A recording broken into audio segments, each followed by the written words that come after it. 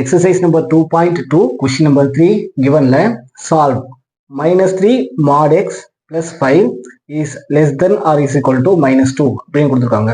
solve அப்படின்னா x உடைய value என்னன்னு சொல்லி கண்டுபிடிச்சு சொல்லணும். ஓகே, தென் அப்புறமா and graph the solution set in a number line. Number லைன்ல அதை டிரா பண்ணி காட்டணும். ஓகே ரைட், இப்போ சம்குள்ள போயிடலாம். given question இங்க இருக்கா? இங்க இருக்கு. given question so solution எழுதிடுறேன்.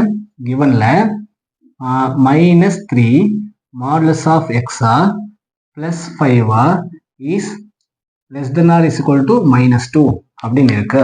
First given question simplify பண்ண முடிஞ்சதுன்னா சிம்பிளிஃபை பண்ணிடலாம், அப்புறம் கண்டினியூ பண்ணலாம். சி ஃபர்ஸ்ட் திங்க இந்த +5ங்கிறது -3x அப்படிங்கிறது ஒரு ஃபுல் டேர்ம், ஒரே சிங்கிள் டேர்ம். இந்த +5ங்கிறது செகண்ட் டேர்ம். இந்த +5 ஃபர்ஸ்ட் இன்இக்வாலிட்டிக்கு ஆன்சர் எடுத்து போயிடலாம். அப்படி போனோம்னா -3 mod x is less than or is equal to -2. இந்த +5 ஆன்சர் போயிடுச்சுன்னா -5 ஆயிடும். அப்போ டோட்டலா -3 mod x less than or is equal to -7 அப்படின்னு ஆயிடும். ஓகேவா? அடுத்ததா இங்க ஒரு மைனஸ் இருக்கு, அங்க ஒரு மைனஸ் இருக்கு. டைரக்டா கட் பண்ணிட கூடாது. ஏன் டைரக்டா கட் பண்ணிடக்கூடாது? ஈக்குவல் சிம்பிள் இருந்தா மட்டும்தான் நம்ம கட் பண்ண முடியும். இன்இக்வாலிட்டி சிம்பிள் இருந்தா மறந்தும் கூட தப்பு பண்ணிடாத, டைரக்டா நம்ம கட் பண்ண முடியாது. அதனால என்ன பண்றோம்? மல்டிப்ளை பை மைனஸ், நெகட்டிவால மைனஸ் பண்ண போறோம். ஸோ மைனஸால மல்டிப்ளை பண்ணோம்னா நான் ஏற்கனவே அந்த கண்டிஷன் சொல்லியிருக்கேன். சரி, கிவன்ல இந்த -3 mod x மைனஸால மல்டிப்ளை பண்ணோம்னா மைனஸ் ஆஃப் -3 வந்து +3 ஆயிடும். +3 mod x ஆயிடும். அடுத்தது என்ன சொல்லியிருக்கேன்? இந்த -7 மைனஸால மல்டிப்ளை பண்ணா +7. மைனஸால ஒரு கிவன் டேர்ம் மல்டிப்ளை பண்ணோம்னா அந்த இன்இக்வாலிட்டி வந்து அதுக்கு ஆப்போசிட் இன்இக்வாலிட்டியா கன்வெர்ட் ஆயிடும். இங்க இருக்கிற less than or is equal to அப்படிங்கிறத greater than or is equal to அப்படின்னு மாறிடும்.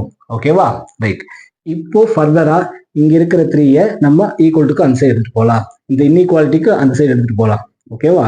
அப்படி எடுத்துட்டு போனோம் அப்படின்னா நமக்கு modulus of x உடைய value is greater than or is equal to 7. இந்த 3க்கும் xக்கும் நடுவில் இருக்கிற ஆப்ரேட்டர் வந்து மல்டிபிளிகேஷனா, ஸோ அது அந்த சைடு போயிடுச்சுன்னா டிவிஷன் கீழே போயிடும். ஓகே ரைட், இப்போ ஃபைனலா ஆன்சர் எழுதிடலாம். சரி, இங்க இருந்து நம்ம அந்த பேசிக்கை யூஸ் பண்ணிடலாம். இது எந்த பேட்டர்ன்ல இருக்கு? மாடுலஸ் எக்ஸ் இருக்கு, இன்இக்வாலிட்டிக்கு பின்னாடி ஒரு பாசிட்டிவ் ரிசல்ட் இருக்கு. ஸோ மாடுலஸ் எக்ஸ் இருக்கு, இன்இக்வாலிட்டிக்கு பின்னாடி பாசிட்டிவ் ரிசல்ட். இந்த ரெண்டு டேர்ம்ல பாசிட்டிவ் ரிசல்ட் இருக்கு, இந்த ரெண்டு டேர்ம்ல நெகட்டிவ் ரிசல்ட் இருக்கு. ஸோ இந்த நெகட்டிவ்ல இருக்கிற வேண்டாம், பாசிட்டிவ் ரிசல்ட் செக் பண்ணலாம். ஸோ அப்போ இதுக்கு ரிசல்ட் இப்படி எழுதலாம், இல்லைன்னா இதோடைய ரிசல்ட் இது இந்த மாதிரி எழுதலாம். ஸோ இது ரெண்டுல எதை நம்ம சூஸ் பண்ண போறோம் அப்படிங்கிறத எதை டிக்ளேர் பண்ணோம்? இந்த கிவன் கொஸ்டின்ல இருக்கிற சிம்பிள். இங்க என்ன சிம்பிள் இருக்கு? Greater then is equal to. So modulus X இருக்கு, பாசிட்டிவ் டேர்ம் இருக்கு, கிரேட்டர் தென் சிம்பிள் இங்க இருக்கு. ஸோ இதை தான் நம்ம யூஸ் பண்ண போறோம். ஓகே, எப்படியே சொன்னோம்? மாட் எக்ஸ்க்கு பதிலாக எக்ஸ் எழுதிடலாம். இங்க இருக்கிற சிம்பிளை எக்ஸுக்கு முன்னாடி பின்னாடி அப்படி எழுதிடலாம்.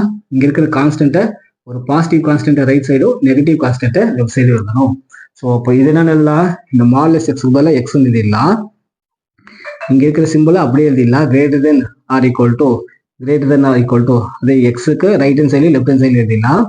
அடுத்ததாக இருக்கிற கான்ஸ்டன்ட் 7/3ங்கிறத ரைட் சைடு எழுதும்போது பாசிட்டிவ் 7/3 எழுதணும், லெஃப்ட் சைடு எழுதும்போது -7/3 நெகட்டிவ் சைடில் எழுதணும். ஓகே, இதுதான் இந்த சம்முக்கான ஃபைனல் ரிசல்ட். இப்போ இதோட முடிஞ்சுதா? எக்ஸ் உடைய வேல்யூ இதோட கண்டுபிடிச்சு முடிச்சிட்டோம்.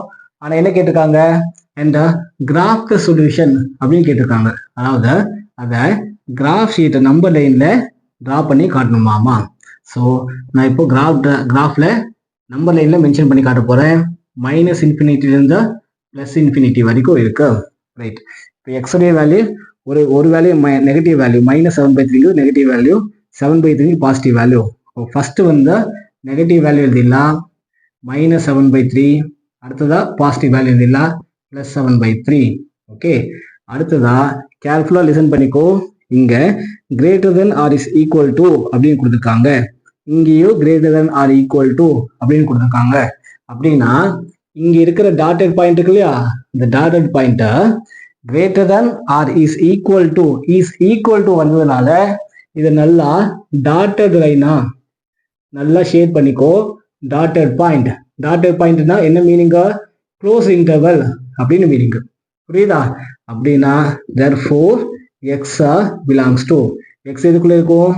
இந்த மைனஸ் இன்ஃபினிட்டில இந்த x உடைய வேல்யூ -7/3 விட சின்னதா இருக்கும். x உடைய வேல்யூ -7/3க்கு ஈக்குவலாவோ இல்லை அதை விட சின்னதாவோ இருக்கணும்.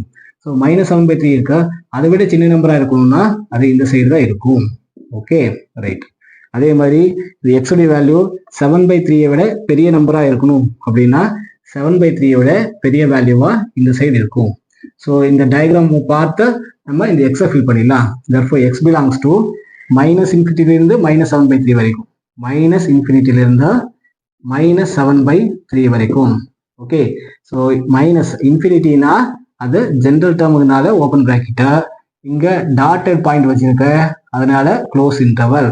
அப்புறம் 7/3 +∞ வரைக்கும், 7/3 +∞ வரைக்கும். இன்ஃபினிட்டினா ஜென்ரல், அதனால ஓப்பன் இன்டர்வலா, 7/3க்கு டாட்டட் பாயிண்ட் வச்சிருக்க அதனால க்ளோஸ்ட் இன்டர்வல். ஸோ எக்ஸ் உடைய வேல்யூ இங்கிருந்து இதுக்குள்ள இருக்கலாம், இல்லைன்னா இங்கிருந்து இதுக்குள்ள இருக்கலாம். ஸோ அதனால இங்கிருந்து இதுக்குள்ள இருக்கலாம், இல்லைன்னா அல்லது, அதனால ஆர்ங்கிறதுனால யூனியன் போட்டிருக்கேன். So from here to here or here to here, or அப்படிங்கிற டேர்முக்காக நான் இங்கே யூனியன் போட்டிருக்கேன். இதுதான் இந்த சம்முக்கான ஃபைனல் ரிசல்ட். வீடியோவை பாஸ் பண்ணி காப்பி பண்ணிடுங்க. ஏதாவது டவுட் இருந்தால் கமெண்ட் செக்ஷனில் கேட்டு பாருங்க. Thank you every one.